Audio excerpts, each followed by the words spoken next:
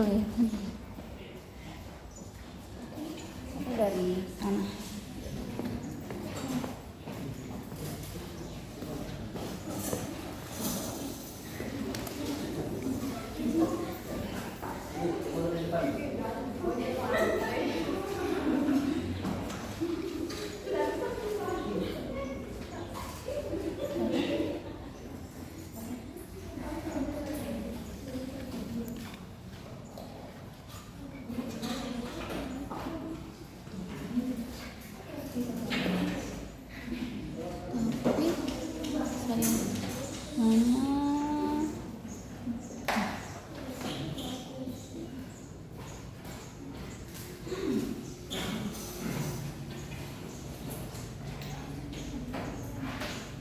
Adik yang sebelah kanan boleh dijagain nanti ya kemana sini.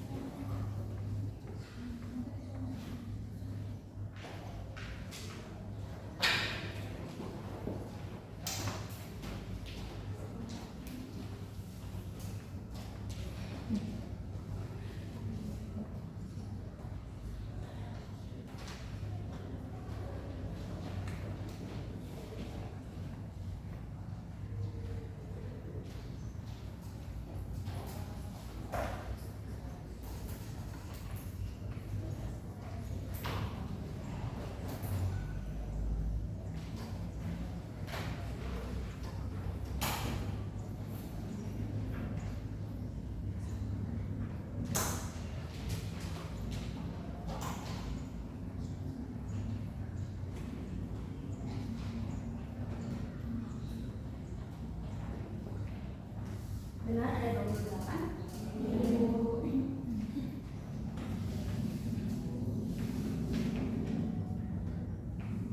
Oke, saya mulai. Assalamualaikum warahmatullahi wabarakatuh. Waalaikumsalam warahmatullahi wabarakatuh. Oke, ya selamat siang adik-adik. Siang. Hari ini adalah pertemuan pertama ya, sekaligus pertemuan pertama kali ya buat kita di sini, karena mungkin di semester 1, 2 saya tidak masuk ya di kelas kalian. Perkenalkan, nama saya Vita. Saya ada di ruangan bawah. Kalau ada nanti yang mau ketemu saya di situ ya. Lihat di jendelanya ada tulisannya Vita. Nah, saya bersama Pak Muskito. Sebenarnya ada satu orang lagi, Bapak Pak Amiruddin Kasim ya. Sudah pernah diajak sama beliau, Pak Amir? Belum ya? Oke, jadi sebenarnya kita bertiga, hanya saja mungkin memang berarti dari tahun kemarin saya dan Pak Muskito saja masuk gitu ya di semester 3 tahun kemarin gitu ya. Kalian mungkin masih semester 1 gitu. Nah, beliau masih sakit dan masih di Makassar, sepertinya masih ada perawatan juga gitu ya. Semoga bisa cepat sembuh dan kalian bisa dapat ilmu dari mereka, dari si bapaknya itu ya. Nah, saya sudah menghubungi Pak Muskito. Sepertinya saya yang masuk di sesi 1, berarti nanti saya akan memfasilitasi kalian selama 8 pertemuan ini gitu ya. Jadi nanti tentunya bisa ada kebijakan yang berbeda karena mungkin dosennya juga berbeda ya. Kalau sama Pak Mursito sudah pernah masuk di mata kuliah apa kemarin?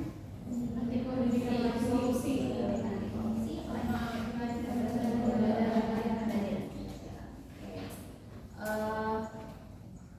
Bagaimana dengan KHS kalian semester ini?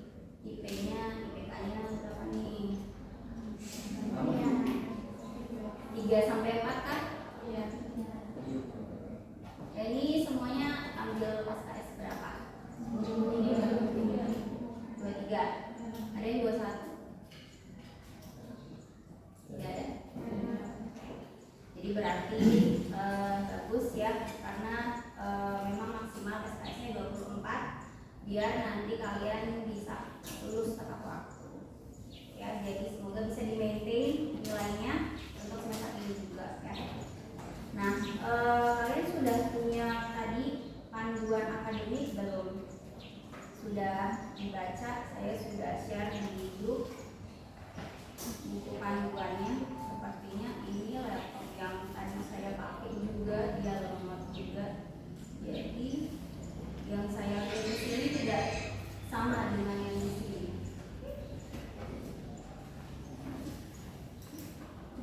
Sebelum ke kontrak kuliah, saya mau kasih lihat adik-adik yang tentang ini. Jadi ini adalah buku pedoman tahun ini, setiap tahun direvisi dan semuanya berkaitan dengan akademik kalian. Jadi misal ketika nanti ada semester pendek, kalian mau ambil mata kuliah untuk mempercepat studi, itu ada ketentuan di situ. Kalau misalnya kalian mau ikut MBKM, kampus mengajar, di sini ada yang ada ikut MBKM atau kampus mengajar? Belum ya. Padahal itu bukan penting juga sih, mungkin lebih opsional juga, cuman bagus untuk kalian ikutin gitu. Mumpung kalian masih mahasiswa. Jadi mulai dari semester 3 sampai semester 7 sepertinya masih bisa mengikuti itu. MDKM itu kampus merdeka, jadi ada misalnya yang mungkin mau pertukaran pelajar ke universitas lain, itu bisa sebenarnya mulai dari semester 3 bisa, tapi syarat-syaratnya ataupun prosedurnya ada di buku tersebut. Kalau misalnya ada yang tertarik ke sekolah gitu ya, kampus merdeka mau jadi guru selama mungkin 3 bulanan, itu juga bisa. Nanti kalian akhirnya bisa mengkonversi SKS di situ MDKM itu dengan yang di sini. Jadi daripada mungkin ada yang mungkin bosan gitu ya di sini terus belajarnya selama mungkin 4 tahun, bisa coba pengalaman gitu ya. Di situ ada yang mau ikut magang, misalnya pengen punya pengalaman magang sebelum lulus juga bisa. Jadi sebenarnya sangat bagus kalau misalnya kalian ikut ya. Nah, itu bukunya sudah saya share, silakan bisa dibaca, di situ ada ya. Lanjut untuk bagian rulesnya atau aturannya, tentunya kita harus menyepakati karena kan kita di kelas ini bukan hanya berdua, bertiga, tapi berpuluh-puluh orang di sini. Artinya aturan ini untuk kita bisa mengefisienkan apa yang kita pakai gitu. Kita hitung ruangan, waktu gitu ya. Jadi kita butuh aturan dan kita mau menyepakati itu di pertemuan ini ya. Nah, adik-adik di sini nanti boleh bisa kasih saran ataupun misalnya bisa kasih tambahan kalau misalnya saya luput gitu ya. Kita masih bisa revisi ini. Jadi ini adalah proposal untuk kalian. Artinya ini draft yang saya buat. Kita bisa nanti bahas bareng-bareng ya. Yang pertama untuk on time ke kelas, adik-adik sudah on time, tapi karena kita sepertinya sangat nanggung jamnya ya, di jam 12:30 gitu ya. Saya juga tadi baru selesai ngajar dari pagi sampai ada 2 kelas tadi gitu ya. Saya juga butuh istirahat, mungkin adik-adik juga mungkin ya. Jadi apakah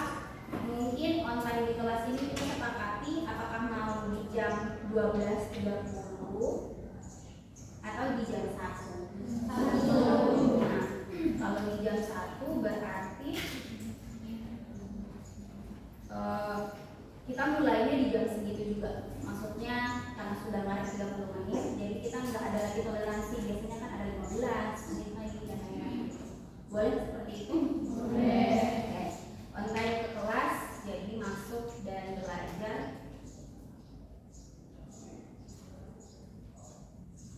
jam ini ya. Tapi kita keluarnya sama di jam 3 maksimal. Selanjutnya nanti ini sebenarnya akan ngaruh ke bagian ini, perhitungan perkuliahan ini. Karena kita mengurangi waktu di kelas, maka nanti kalian ada waktu di luar kelas untuk belajar lebih lama, 30 menit lebih lama. 30 menit lebih lama. Tapi kalau untuk ini mungkin kita skip dulu ya, kita ke yang aturan dulu di sini. Nah yang kedua berarti yang nomor 1 ini ada yang keberatan kan? Ada ya. Oke. Lanjut yang nomor 2, bertanggung jawab untuk diri sendiri. Artinya adik-adik kan sudah berkomitmen untuk ambil mata kuliah ini. Artinya sadar bahwa kalau misalnya tidak hadir maka ada konsekuensinya. Ya, entah pengurangan kehadiran, kemudian materinya mungkin bakal nggak tahu gitu ya. Walaupun sebenarnya saya ada file rekaman nanti, makanya saya merekam di belakang. Jadi ada rekaman, biasanya saya sediakan untuk setiap mata kuliah gitu yang saya ampuh. Nanti saya upload di YouTube, linknya boleh nanti adik-adik bisa nonton kembali rekamannya.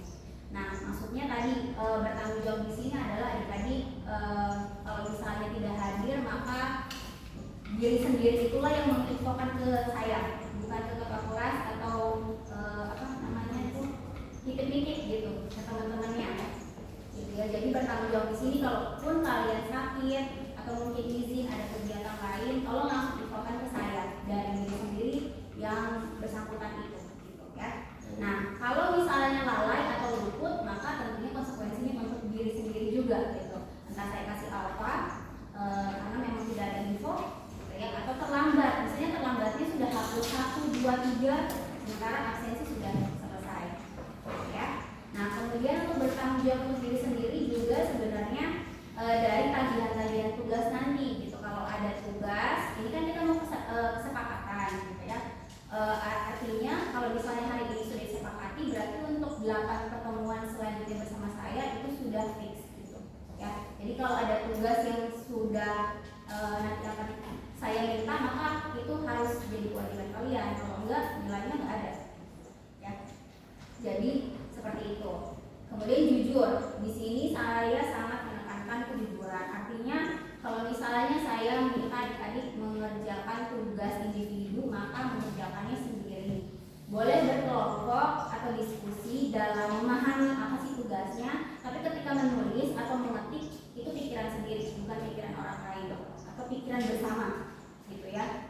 Karena jatuhnya nanti plagiat. Seperti itu, ya. Dan juga di sini kejujuran juga sebenarnya berhubungan dengan bertanggung jawab untuk diri sendiri. Ketika mungkin di beberapa pertemuan saya lupa untuk absensi satu-satu, terus sudah habis waktunya, saya hanya mungkin bertanya kepada ketua kelas siapa yang tidak hadir. Jangan nanti ada yang titip absen, ya. Karena itu tidak fair untuk teman-teman yang di sini sudah hadir. Ya. Nah, lanjut di peraturan itu juga ada kehadiran di sini toleransinya minimal 12 kali pertemuan itu hadir statusnya. Tapi jangan sampai mungkin ada yang punya pikiran berarti masih ada 4 pertemuan lagi nih, saya bisa nggak masuk kelas gitu ya, sengaja maksudnya gitu ya. Itu menurut saya tidak bagus juga gitu ya. Harapannya walaupun ada toleransi 12 kali hadir, tetapi harapannya kalian 16 kali itu tetap hadir juga gitu ya. Nah, ini mungkin saya revisi, absensi tidak di awal nih tapi di bagian akhir. Jadi sebelum saya tutup kelasnya mungkin baru saya absen. Kenapa? Karena bisa aja mungkin ada yang terlambat atau apa gitu ya. Jadi ketika sudah saya absen tapi baru datang, saya nggak akan buka sistem lagi disiapkan gitu. Karena nanti saya akan absen kalian secara real time habis ini. Ya.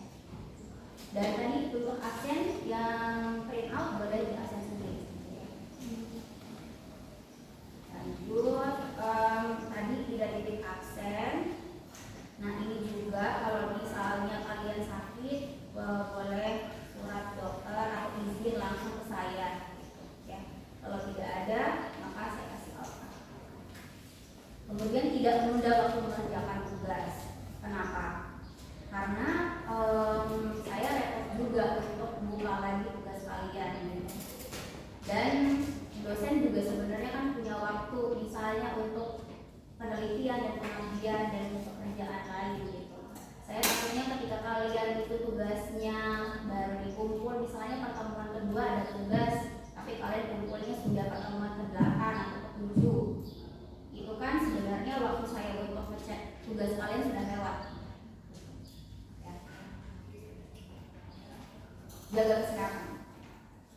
Ya, ini masalah sepele, tapi sangat berpengaruh kalau misalnya kalian sudah tidak aware sama kesehatan diri sendiri, gitu, ya.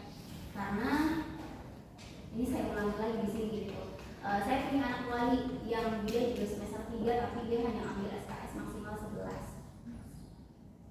Karena banyak nilainya yang jelek, dia tidak hadir karena dia sakit, gitu ya. Tidak ada yang bisa disalahkan di situ, hanya saja dia tidak memberikan informasi dan mungkin saja dia tidak aware sama kesehatan dia, gitu ya. Jadi adik-adik kalau mungkin ada waktu nanggung gitu ya ke kampus, boleh bawa snack, roti atau apa gitu yang belanja. Apalagi kalau mungkin ada yang riwayat memang ya, jaga kesehatan.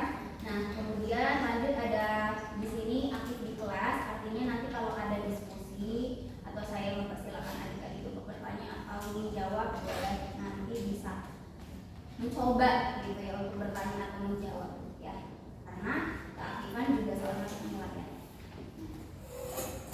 On time mengumpulkan tugas ini sudah. Nah yang ini kadang sudah saya bilang berkali-kali di kontrak kuliah, tapi mungkin lupa atau abai.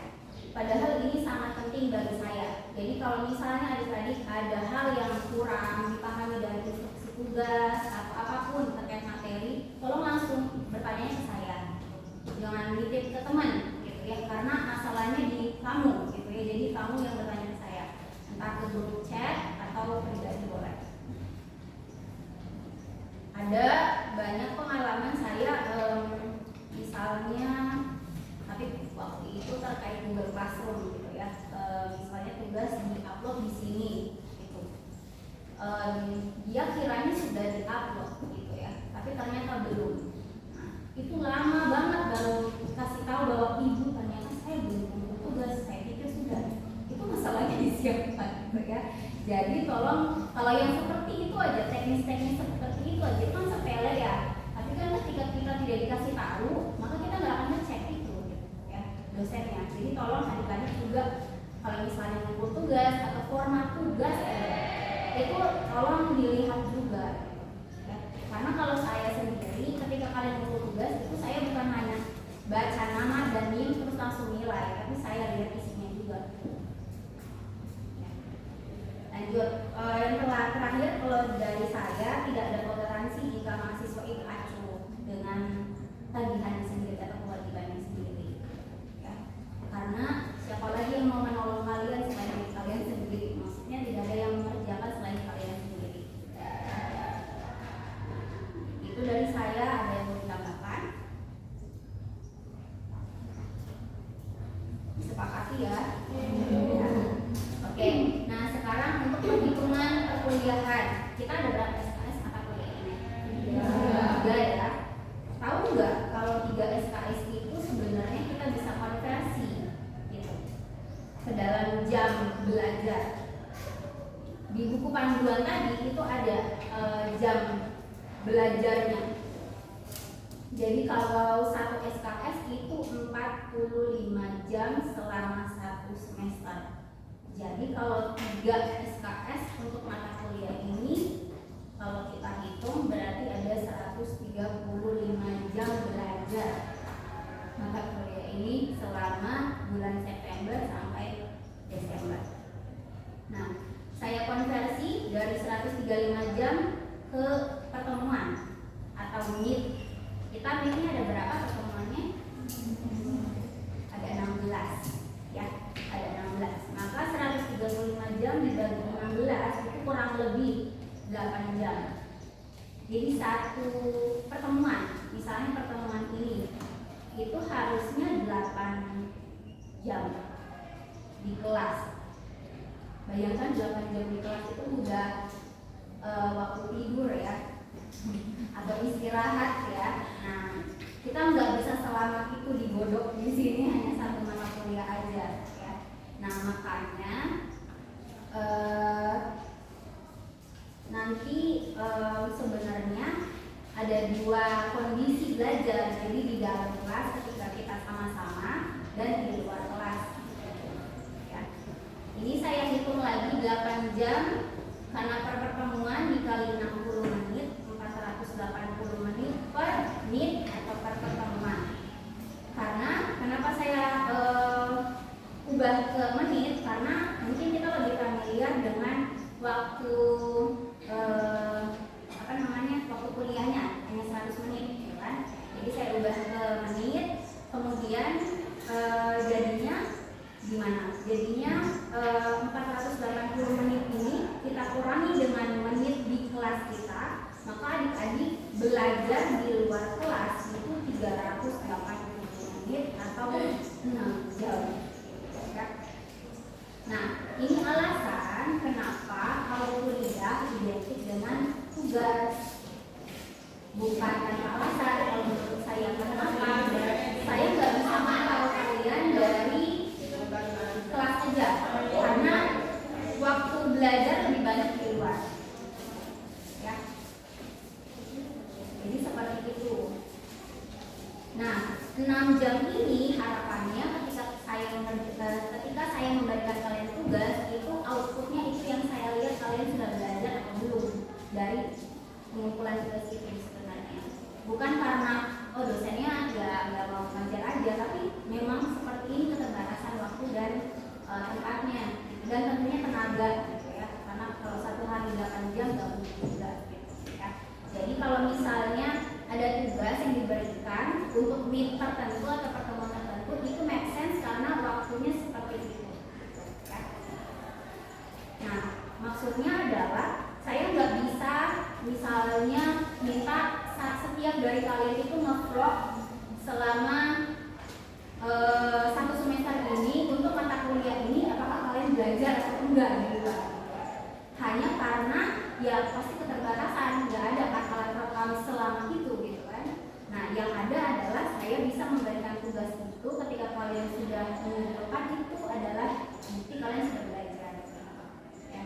Jadi maksudnya ketika saya memberikan tugas itu tanda bahwa kalian sudah belajar di luar, seperti itu ya. Nah, itu makanya ada tugas selama kuliah ya, karena keterbatasan waktu, tempat, dan tenaga tadi. Itu untuk perhitungannya. Kita masuk ke kontrak kuliah.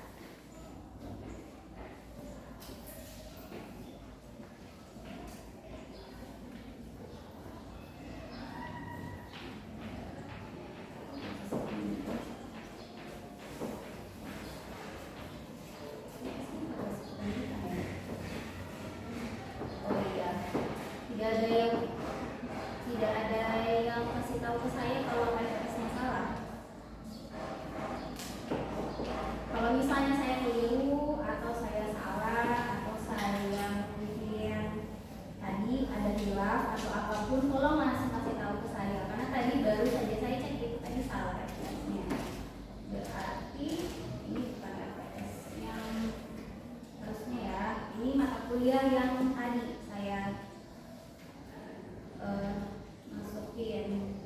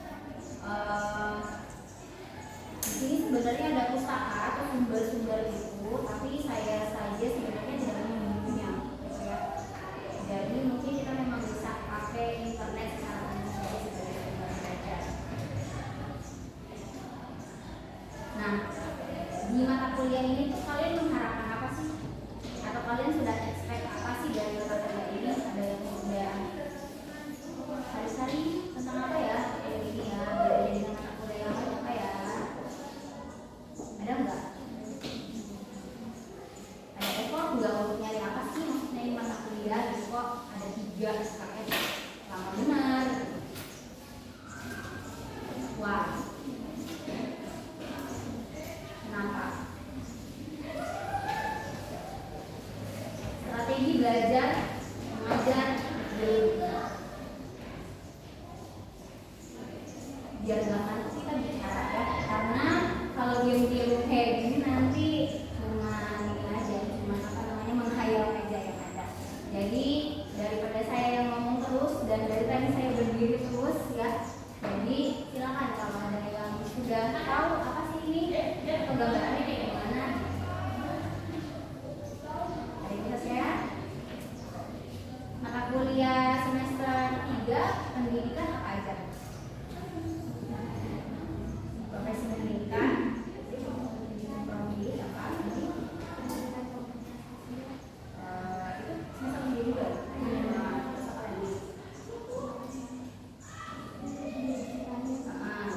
Terus 3 ini. Apa bedanya? Kalau pendidikan komunitas Asia sudah masuk. Nah, kalau profesi pendidikan pertemuan satu kan tentang apa ya kira-kira kalau profesi pendidikan itu kerjanya apa ya? Jangan takut ya, jangan maksudnya jangan profesi pendidikan dulu. Kalau ini berarti apa? Tentang cara mengajarnya ya.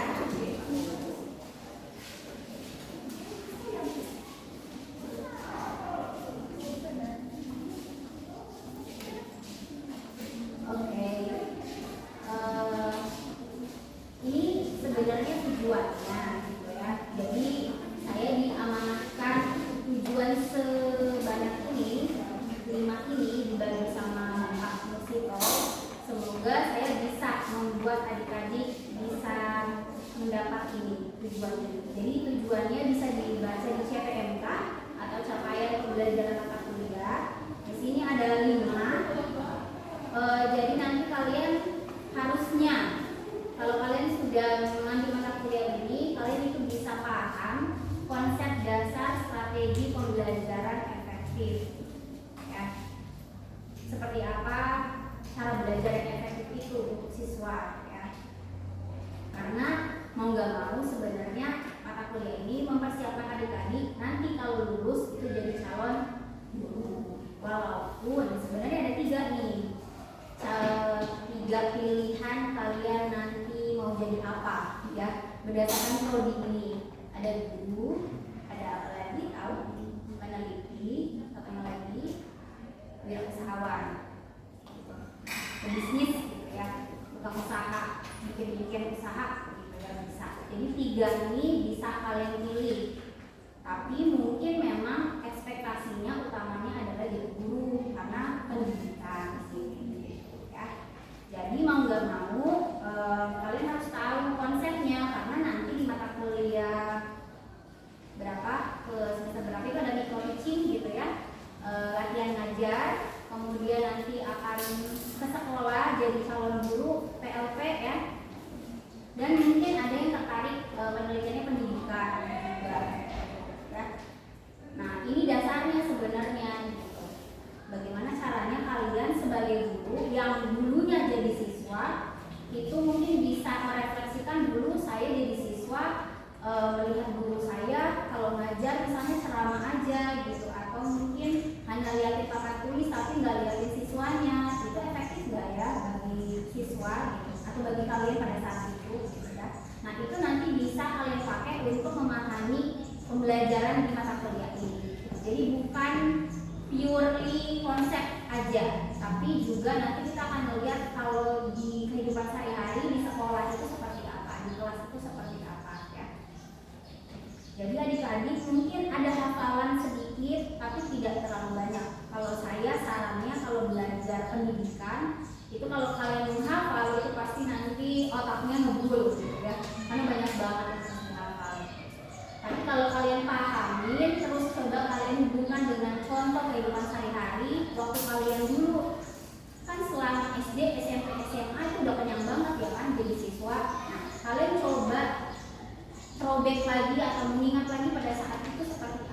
pembelajaran di kelas gitu. Tapi kalau sekarang kalian posisinya bukan jadi siswa, tapi jadi guru. Gitu. Itu menurut saya saran belajar untuk mata kuliah ini biar lebih mudah. Nah, terus tujuan yang kedua, kalian juga menganalisis penerapan teori belajar. Ini sepertinya sudah ada dan sudah pernah kalian pelajari di mata kuliah semester 1 atau 2 ya. Tahu teori-teori belajar itu apa? Humanistik, behavioristik. Iya, seperti itu teorinya. Maksudnya ada teori, jadi gini, ketika guru itu masuk ke kelas, mereka nanti kan bikin suatu rencana untuk mereka lakukan di kelas. Nah, mereka nanti merujuk ke suatu teori belajar apa nih? Misalnya teori belajar tadi humanistik gitu. Humanistik itu apa? Teori belajar tentang memanusiakan manusia gitu. Jadi ketika nanti gurunya mau pakai itu sebagai panduan untuk dia ngajar, maka metodenya harus ke teori belajar itu. Misalnya seperti apa? Ketika misalnya guru menghadapi ada siswa yang nggak mudeng, udah berapa kali diajarin, apakah itu boleh marah, boleh bentak-bentak gitu, atau mukul? Gitu ya. Apakah itu sesuai dengan teori belajar humanistik ini? Atau tidak? Kalau tidak, bagaimana ya caranya? Jadi kita itu sebenarnya guru itu bukan hanya mentransfer ilmu gitu ya, memindahkan isi otak guru ke siswa, tetapi lebih kompleks lagi, kita juga harus mendidik. Itu yang sulit ya, mendidiknya ini. Nah, seperti itu ya. Jadi teori belajar itu berguna untuk guru mengajar. Selanjutnya, kalian juga harus bisa memilih pendekatan pembelajaran. Ada berapa pendekatan pembelajaran? Ada yang tahu? Cara kita PDKT dengan pembelajaran untuk siswa itu ada berapa pendekatan? Ada 1, 2, 3, 4 atau berapa?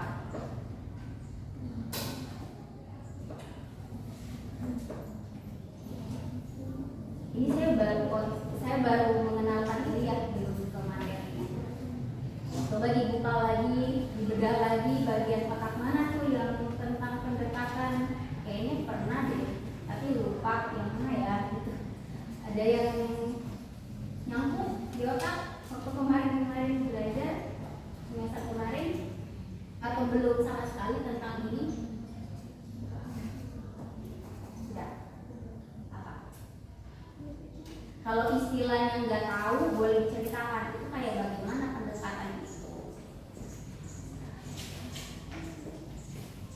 Nanti kalau misalnya jadi guru gimana dong gitu ya. Jadi adik-adik perlu tahu itu gitu. Jadi ada 2 pendekatan, ada pendekatan berpusat pada guru dan berpusat pada siswa. Kalau saya ini sebenarnya berpusat pada saya, pada dosen, karena dari tadi saya ngomong gitu. Kalau berpusat pada siswa, siswanya yang banyak ngomong.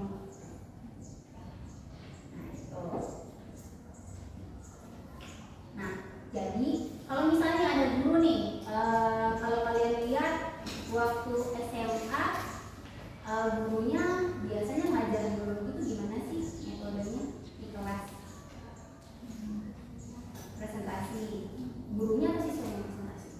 Siswanya. Nah, kalau menurut kalian yang lebih banyak ngomong siapa? Nah, kalau dikategorikan dia pembelajaran berpusat pada guru atau pada siswa? Udah dapat 100 ya untuk itu, jadi seperti itu ya. Lanjut. Kemudian adik-adik juga harus memilih model pembelajaran yang sesuai untuk mata pelajaran biologi gitu. Nah, ada yang tahu nggak atau ada yang mungkin bisa sebutin apa sih satu model pembelajaran yang sekarang kalau menurut Pak Menteri Pak Nadiem itu yang harus gitu, di sekolah itu? Ada yang pernah dengar nggak model ini harus nih? Karena kalau model yang kemarin-kemarin nggak efektif nih di kelas. Tahu nggak modelnya itu apa? Ada yang tahu nggak? Model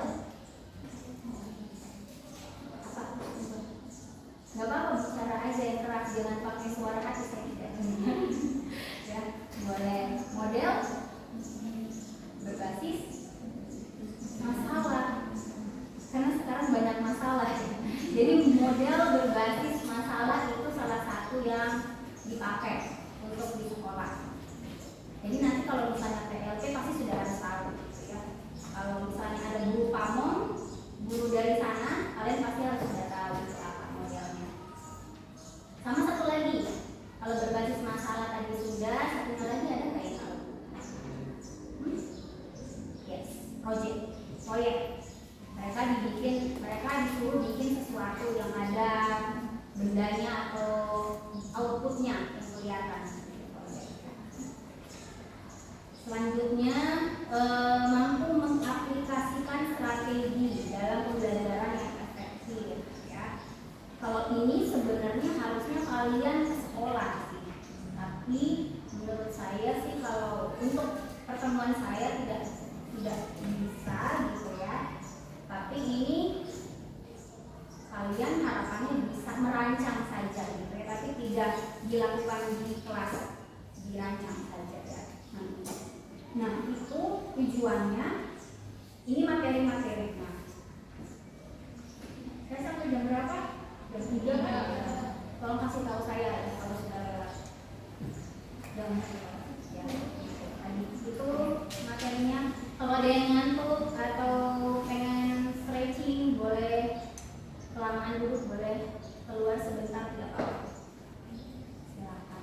Jangan dipaksa, duduk terus ya. Ini kita ada 2 jam duduk.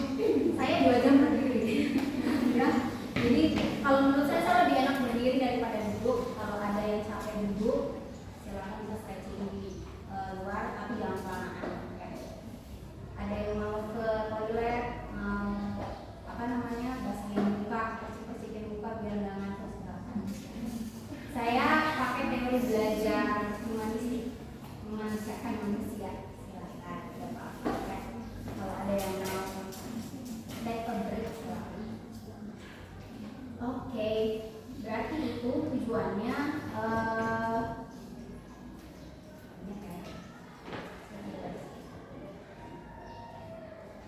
Ini untuk yang pertemuan pertama adik-adik. Pertemuan pertama itu setidaknya tadi sudah ada gambaran ya seperti apa mata kuliah ini ya.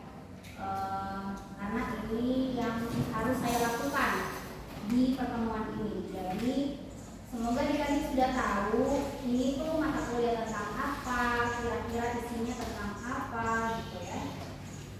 Nah itu untuk pertemuan kedua, ketiga, saya coba lihat dulu ya. Ada konsep belajar, kita mulai konsep belajar nanti minggu depan, terus model-model pembelajaran, terus lanjutan model-model pembelajaran, pertemuan keempat, model pembelajaran tadi 5, pembelajaran kontekstual 6, pendekatan pembelajaran 7. Nah, UTS. Ini untuk UTS saya belum tahu formatnya seperti apa, tapi waktu tahun kemarin saya minta kalian review artikel gitu. Kalau tahun kemarin nanti saya infokan kembali ke kalian kalau sudah fix ya.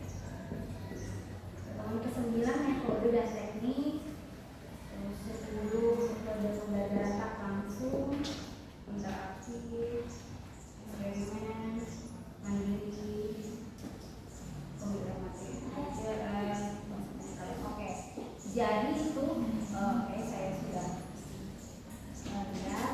Nah ini saya mau kasih tahu kalau untuk 8 pertemuan kedua bersama Pak Musito pastinya kalian bikin kelompok, bikin makalah, presentasi, diskusi, pasti tahu lah ya gimana skenario-nya gitu kan. Nah jadi nanti silakan saya mungkin kasih siapa yang bagi kelompok atau mau bagi kelompok sekarang? Kelompok sekarang aja. Oke, nanti itu untuk 8 pertemuan akhir. Nah untuk 8 pertemuan awal bersama saya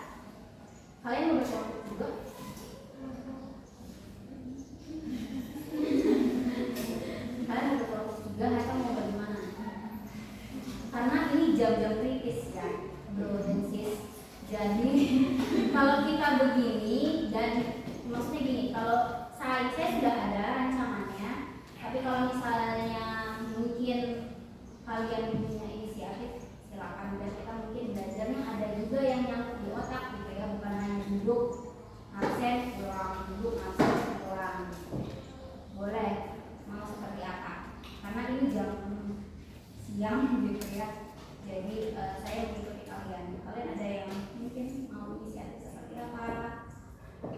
Biar nggak usah seformal pagi-pagi lah. Kalau pagi-pagi kan banyak banget energinya, masih banyak. Nah kalau siang ini apakah mau berkelompok kayak seperti biasanya atau seperti apa? Berkelompok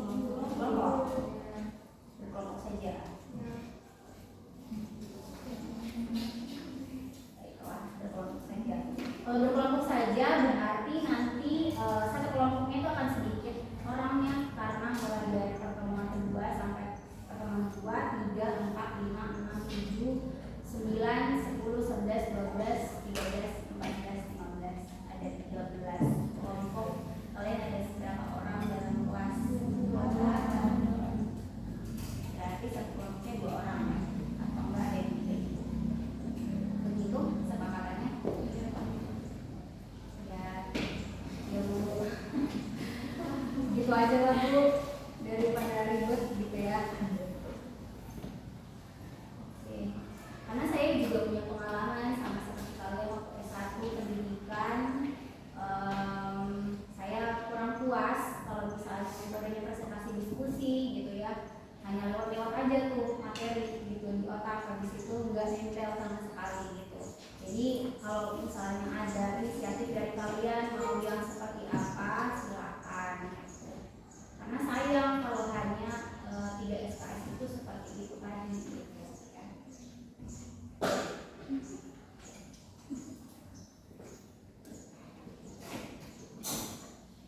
Oke, kalau seperti itu boleh. Tapi mungkin saya mau modifikasi. Saya tidak mau terlalu banyak konsep. Maksudnya tidak terlalu banyak penjelasan yang kalian akhirnya kalau presentasi itu baca aja di PPT gitu, atau baca makalah.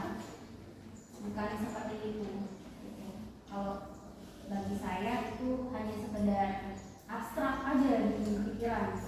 Tapi kan nanti ini bagusnya adalah ketika nanti kalian pakai di micro teaching sama PLT tadi, apalagi nanti penelitiannya pendidikan. Karena banyak sekali mahasiswa-mahasiswa yang dia sudah seminar proposal tapi nggak paham mereka itu pakai model apa sih, itu kenapa pakai model itu, model pembelajaran itu. Karena mereka belajarnya pada saat itu, pada saat mau skripsi. Yang kemarin-kemarin mata kuliah itu tidak dipakai gitu. Jadi itu sayang sekali kalau menurut saya. Nah, jadi boleh berkelompok, berarti nanti pertemuan kedua 3, 4, 5 berapa tadi? 2, 3 saya sini aja ya. Saya langsung bagi kelompok. Jadi makalahnya tidak usah banyak-banyak ya.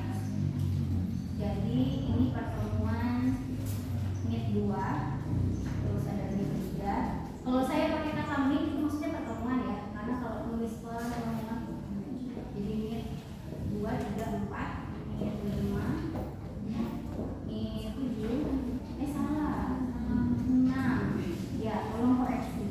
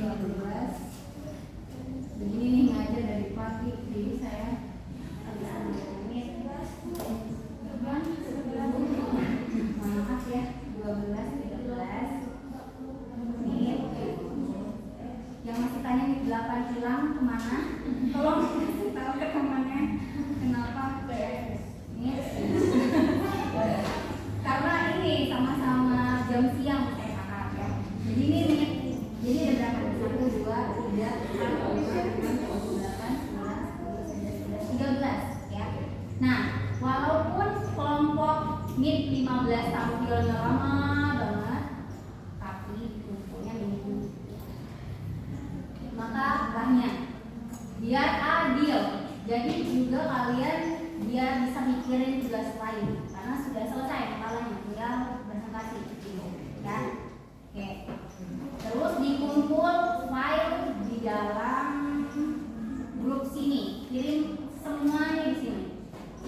Tidak usah di print bagi saya. Untuk 8 pertemuan sama saya tidak usah di print untuk dosen, tapi kalau untuk kamu sih mungkin tidak. Jadi yang kalian kerjakan untuk minggu depan itu hanya makalah saja. Oke? Nah, lanjut. Ini saya membagi kelompok sama PPT-nya nanti pada saat kampus saja. Ya kan? Pada saat maju. Jadi nanti urutannya misalnya nanti di sini saya tulis ini 1 kelompok 1, paham? Jadi nanti 1 sampai berapa? Ya, jadi nggak diacak lagi kelompoknya. Boleh duduk dulu, ngapain dulu? Datanya dikeluarin. Saya tahu ini namanya kurang oksigen.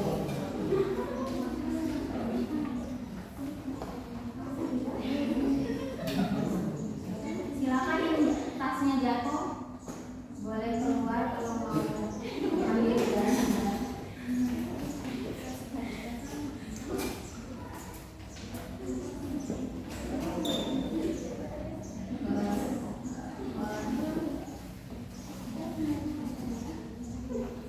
Kalian besok ada barang saudara? Saya tidak ada. Maksud saya hari Senin sampai Rabu dipadatin, Kamis Jumat free. Kalian berarti sampai Jumat? Boleh keluar kalau kamu sudah kelompok 12 dan kelompok 13. Nah, tapi berarti kalau ini tugasnya seperti ini, maka saya untuk 8 pertemuan sama saya tugas individunya tidak ada. Tidak ada tugas individu, tapi kalau 8 pertemuan bersama komisi mungkin ada. Saya kurang tahu ya. Nah, berarti apa?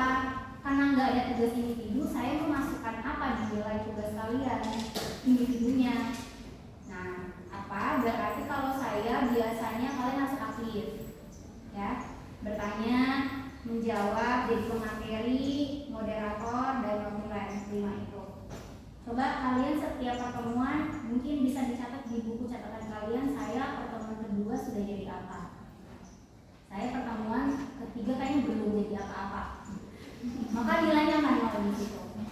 Saya tidak akan tagih lagi nilai kalian. Jadi tolong kesadaran diri sendiri ya, karena sudah diringankan gak ada tugas ini. Jadi itu ya. Saya sudah kasih disclaimer. Ada yang mau bertanya? Silakan.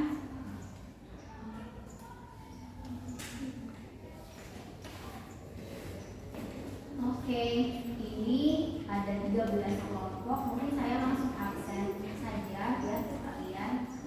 Rahmadina, Herawati, Wisdayanti Wakapu, tahu tuh pernah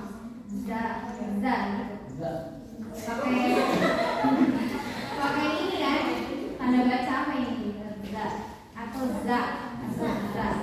Zakia Rotifah Syarifudin hadir. Rizka Anastasia. Ini bacanya Srivani atau Sribani? Karena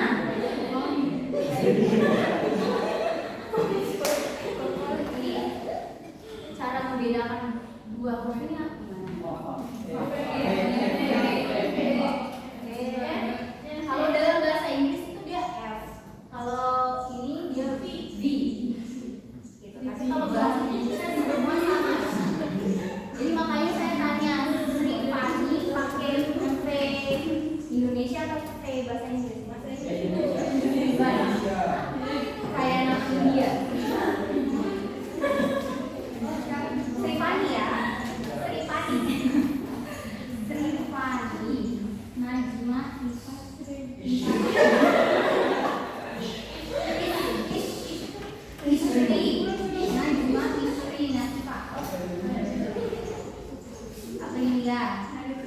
Aurelia yang tadi ya. Sofia di sini. Alsyah Magfirah. Alsyah Magfirah atau Magfirah. Kita buat santai aja ya.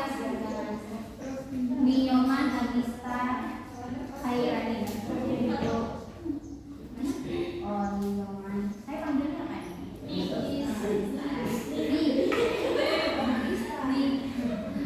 Aulia Salsabila. Oke, Salsabila. Rara. Enak ya namanya ini pendek-pendek. Namanya pendek-pendek. Kalau saya Vita Indri Febrian. Kalian waktu UN ada yang disuruh ini nggak bulan-bulan? Ada yang relate nama panjang. Soalnya saya namanya pas banget nama itu gitu. Jadi 17 huruf, pastinya 2 itu udah pas banget di kotak nama. Gitu. Kalau yang namanya pendek enak banget ini gitu. Nggak sampai 2 bulan ini. Kalau itu masih berlaku nggak sampai waktu kalian?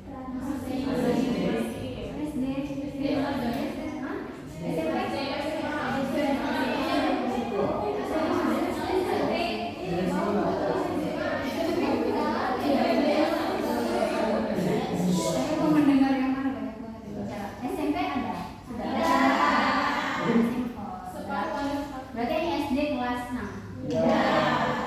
Berarti selamat. Kalau saya SMA masih. Berarti bisa tebak ya umurnya setua apa dengan kalian. Beda jauh banget generasinya. Kalian masih generasi Z ini ya? Oke. Rezi Wahyu Agustina. Marwa.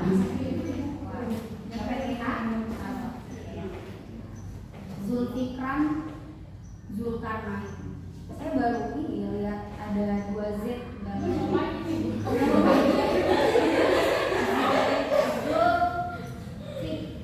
Zulkarnain. Mutia Rayana. Saya takut muncrat. Mutia Rayana.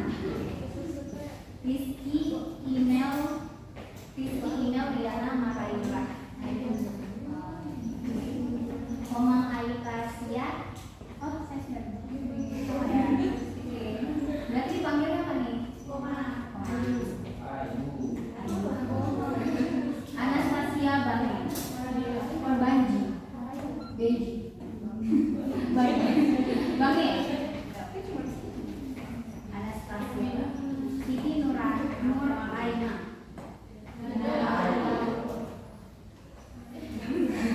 Langsung apa saya ya karena sudah info. Hanan Azali. Nabila Umarul Faruk.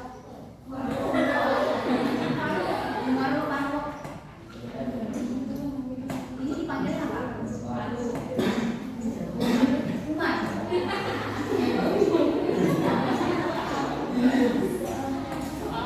Bulan Fakriansyah. Oh, salah. Bulan ada nggak bulan? Siti Umrah? Tidak. Fakriansyah Manggura. Muhammad Rafiq.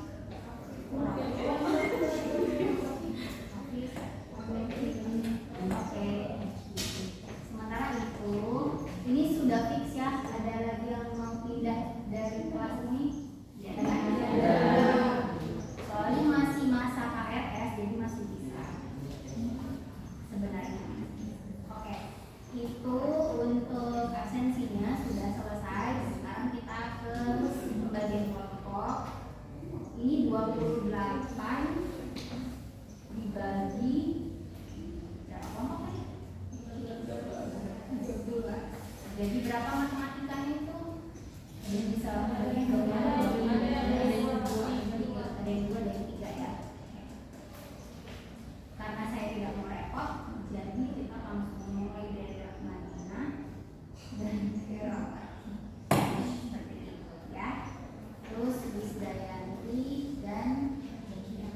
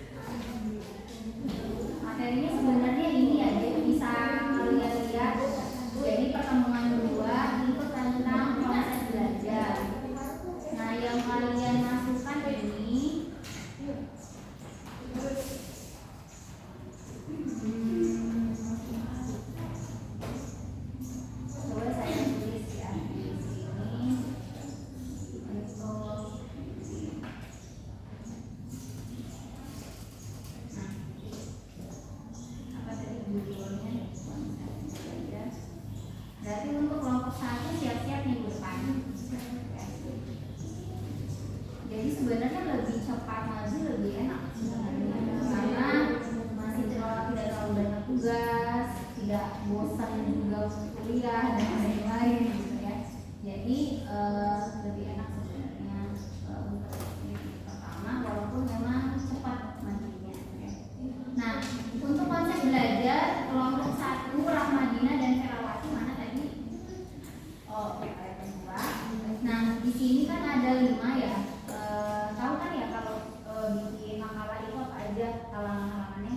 Ada cover, ada nggak usah revisi, nggak usah kata pengantar. Karena kalau kata pengantar pun biasa copy paste, mata kuliahnya nggak diedit, males banget nggak bisa bikin. Jadi kalau saya cover kemudian langsung bersatu saja gambar belakang, rumusan masalah. Nanti rumusan masalahnya mengikuti saja. Misalnya jelaskan pengertian dari apa pengertian dari jenis, menjelaskan pengertian dari jenis saya.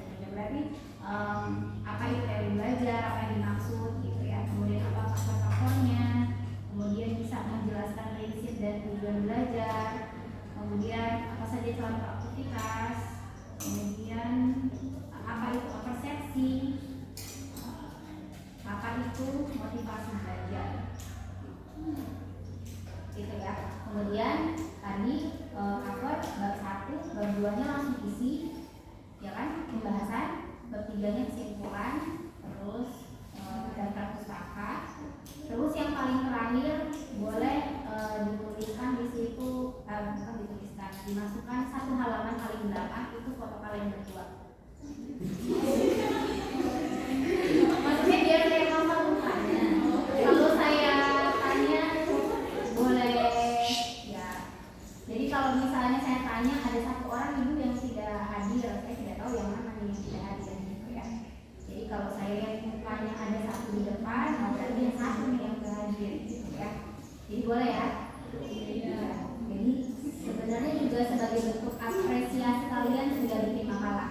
Jadi mungkin setelah selesai bikin makalah sudah sampai bab daftar pustaka, cekrek gitu ya. Terus nanti masuknya ke 1 halaman paling belakang. Jadi nama, foto disejajarin kayak gitu, terus nama sama ini. Oke. Jadi kalau misalnya tidak ada 1 halaman itu di belakang, maka nilainya berkurang. Karena kan udah sesuai format. Ya, jadi gitu ya. Jadi jangan lupa. Oke. Terus untuk kelompok kedua, ini kelompok kedua boleh adik-adik ada banyak sebenarnya, dia kan lanjut ya. Unit ketiga ada model, unit keempat model lanjutan, unit 5 model inovatif. Ini sama. Nah ini 3 ini berarti kelompok 2, 3, dan 4 itu silakan pilih 1 model saja. Karena itu yang kita bahas fokusnya 1 pertemuan 1. Jadi boleh saya tentukan aja ya di sini model pembelajaran, model PBL tadi berbasis masalah. Kemudian kalau ini model PBL project based learning, sama 1 lagi mungkin misalnya model apa ya ini sama benar.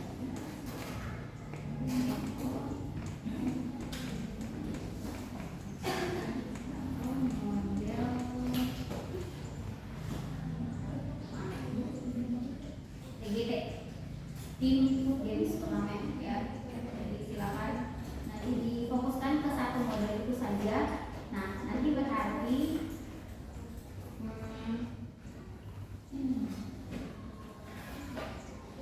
nanti caranya rumusan masalahnya itu sesuaikan dengan judul. Misalnya di sini apa itu model PBL, kemudian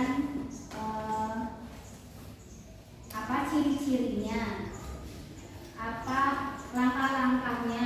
Guru itu kalau pakai model PBL, langkah pertama mereka ngapain, kedua ngapain, 3 ngapain.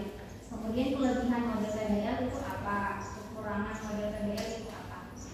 Nah, itu sama berlakunya dengan model PJBL dan PJBL. Ya. Hanya diganti saja bagian belakang.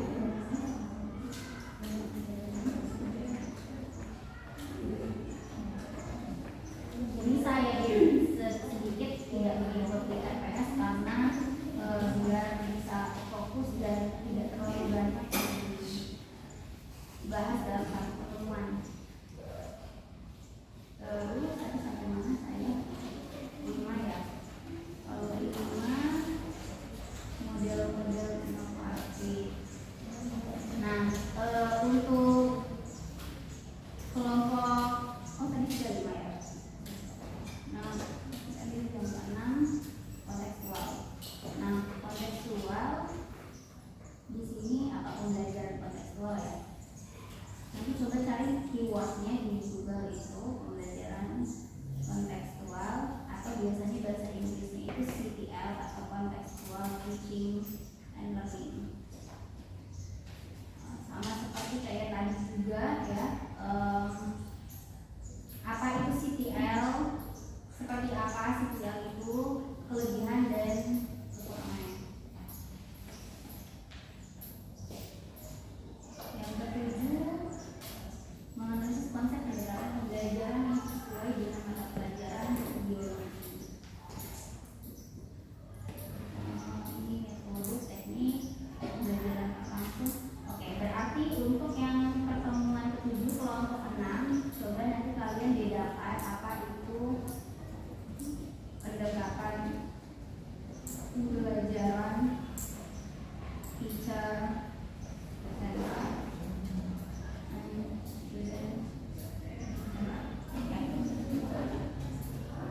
dua itu coba bedakan apa bedanya. Kalau di kelas seperti apa? Terus untuk yang ke-9 ini sesuaikan dengan ini. Apa bedanya antara metode?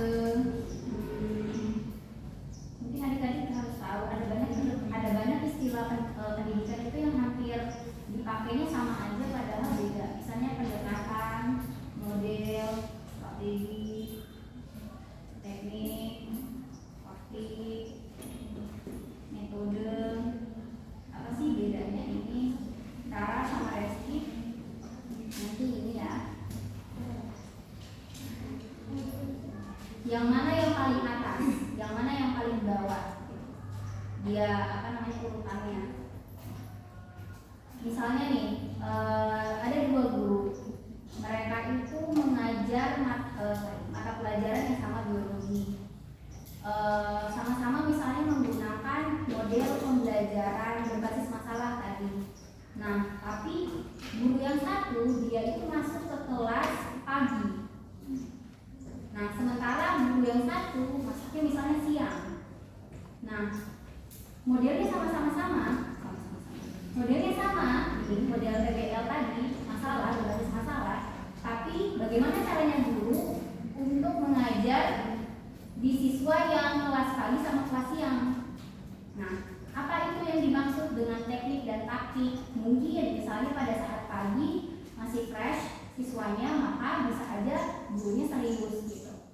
Tapi kalau siang mungkin nggak bisa nih serius, mungkin bisanya sambil bercanda mungkin atau sambil ada praktek gitu, jadi mereka nggak duduk diam.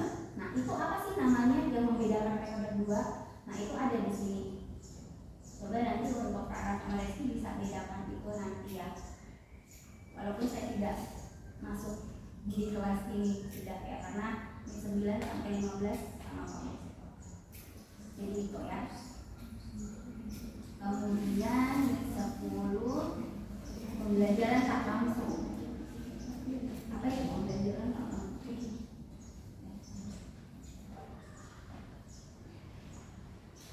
Jadi bisa apa itu pengertiannya, kemudian langkah-langkahnya. Ada nggak sih beda kelompoknya? Maksudnya ada beda-beda kan gitu ya? Ada jenis-jenisnya kah? Kemudian seperti apa langkah-langkahnya, keunggulan dan kelemahannya. strategi pembelajaran interaktif. Nanti bisa dilihat di sini ya masalah-masalahnya dari di sini menjelaskan dan lain-lain. Kolom ketiga ya. Analisis pembelajaran pada setengah jam lagi ya. Tentang langsung pembelajaran interaktif. Nah, pembelajaran eksperimen.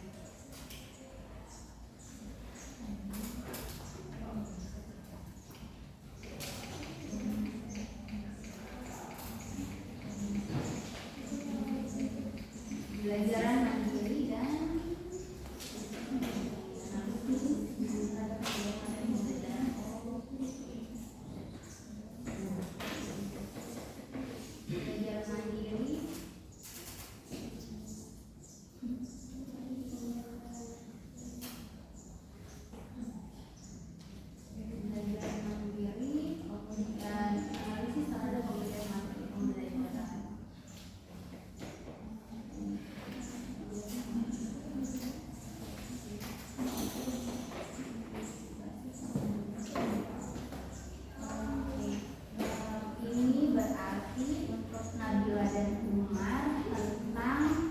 bagaimana cara guru itu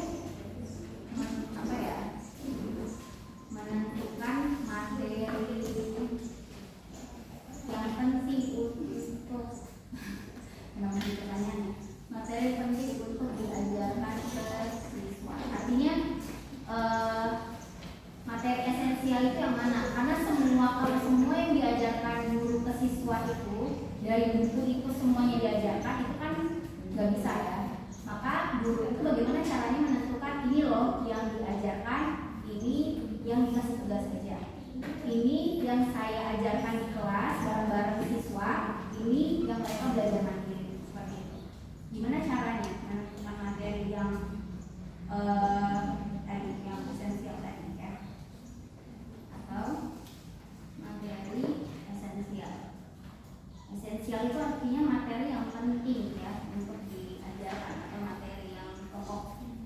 Terus menganalisis konsep dan